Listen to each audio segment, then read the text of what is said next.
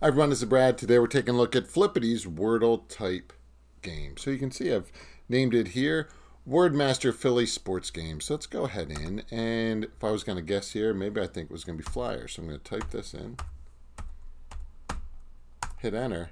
Oh, and we can see it's right there. So then we're going to type in Sixers, and it comes through. So now we're going to go into the next one, and I want you to see, so this one is going to be Flyers. Came through right away with one, but because I have made four, let's go on to the next one. So if I typed in, let's say Phillies, oh, that's not going to work.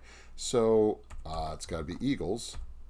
You can see it's giving you your progress for each one, how long it takes. But you can also see you can have more than 5 letters. Of course, 5 letters is ideal, but there you go. So you can see that right in there. So how can you do this?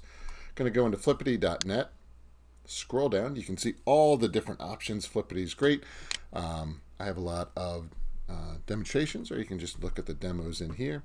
We're just going to go ahead into instructions. You can see you can type in the words right in here. You can rename it if you want. So if I just type in Flyers and Sixers, let's just do that.